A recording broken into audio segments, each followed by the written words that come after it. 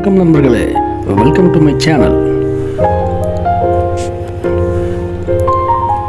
கௌதம புத்தர், உண்மைக்கு மகத்தான சக்தி உண்டு.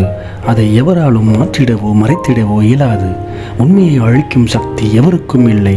நிம்மதிக்கான 2 வழிகள்: விட்டுக் கொடுங்கள், இல்லை விட்டு விடுங்கள். அமைதியை விட உயர்வான சந்தோஷம் இந்த பூமியில் வேறு ஒன்றும் இல்லை. வாழ்க்கையின் நோக்கம் பிறருக்கு உதவி செய்வதே ஆகும். உன் வாழ்வில் உண்மையும் அன்பும் நிறைந்திருந்தால் எப்போதும் உன் வாழ்வு மகிழ்ச்சியாகவே இருக்கும். ஆகாயத்திற்கு சென்றாலும், நடுக்கடலுக்கு சென்றாலும், மலையின் இடுக்கில் மறைந்து கொண்டாலும், எங்கு சென்று ஒளிந்து கொண்டாலும், தீய செயலை செய்தவன் அதன் விளைவுக்கு தப்பவே முடியாது. உங்கள் வாழ்க்கை எந்த திசையில் செல்ல வேண்டும் என்பதை சரியாக நீங்கள் தீர்மானித்து விட்டால் அந்த வானத்தையும் நீங்கள் எட்டலாம். உங்களை யாராலும் தடுக்க முடியாது. ஆகையால் உங்கள் குறிக்கோள் என்ன என்பதை உணருங்கள். நம் வாழ்க்கையில் எதுவுமே நிலையானது இல்லை என்பதை உணர ஆரம்பித்து விட்டால் நமக்குள் இருக்கும் மாணவம் காணாமல் போய்விடும். உங்கள் வாழ்நாளில் எதை செய்தாலும் திருப்தியுடன் செய்யுங்கள். அதுவே உங்கள் வாழ்வை அர்த்தம் உள்ளதாக மாற்றும். இந்த நொடியை சந்தோஷமாக வாழுங்கள். நிகழ்காலத்தை சந்தோஷமாக வாழ்வதுதான் வாழ்க்கையை இனிமையானதாக மாற்றும். உயிர் நண்பன் என்பவன் தக்க நேரத்தில் சரியான உதவிகளை செய்பவன் தான். அந்த நட்பை விட்டுவிடக்கூடாது. அமைதியாயிருப்பவன் முட்டாள் என்று எண்ணிவிடாதே. பேசுபவனை விட கேட்பவனை புத்திசாலி. மூடனை பிறர் அழிக்க வேண்டியதில்லை, அவன் தன்னைத்தானே அழித்துக் கொள்கிறான். ஒன்றும் தெரியாது என்று நினைப்பவனுக்கு கொஞ்சமாவது அறிவு உண்டு. ஆனால் எல்லாம் தெரியும் என்று நினைப்பவன் முழு மூடன். ஒருவன் என்னை இகழ்ந்து பேசினான், ஒருவன் என்னை அடித்தான் என்று அடுத்தவனை பற்றி ஒருவன் நினைத்து கொண்டிருந்தால் அவனுடைய கோபம் ஒருபோதும் தனியாது. செல்வத்தின் இயல்பு வளர்வதும் தேய்வதும். செல்வம் என்றைக்கும் ஒரே இடத்தில் நிலைத்திருப்பது கிடையாது. நம் எண்ணங்கள் யாவும் பிறருக்கு எந்த வகையிலும் துன்பம் தருவதாக இருக்கக்கூடாது. பிறருக்கு நன்மையையும் ஆறுதலையும் தரக்கூடியதாக இருக்க வேண்டும். நமது உதடுகளை அரண்மனை வாயிற்கதவுகளைப் போல பாதுகாக்க வேண்டும். நமது வாயிலிருந்து வெளிப்படும் ஒவ்வொரு சொல்லும் சாந்தமானதாகவும் இதமாகவும் இருக்க வேண்டும். நீ செய்த செயல்கள் ஒவ்வொன்றும் உன் நிழல் போல உன்னை தொடர்ந்து வந்து கொண்டே இருக்கும். அது நல்லதாக இருந்தாலும் சரி, கெட்டதாக இருந்தாலும் சரி. வாழ்க்கை என்றாலே துன்பங்களும் துயரங்களும் இருக்கத்தான் செய்யும். அதுதான் நீதி என்பதை உணர்ந்து கொள்ளுங்கள்.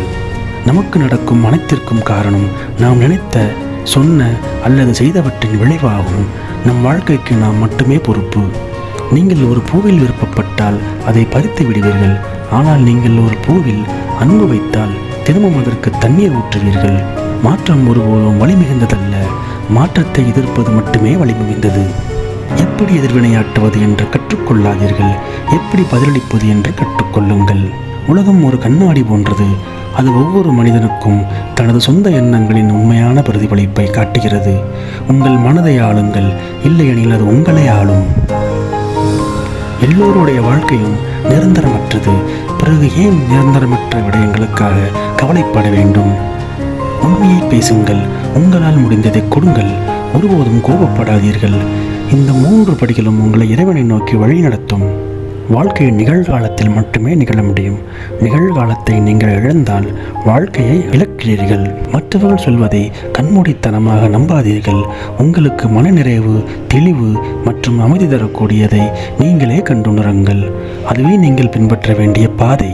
யாரிடம் குறைவான ஆசைகளும் மன அமைதியும் உள்ளதோ அவர்கள் கவலையின்றி வாழ்கிறார்கள்.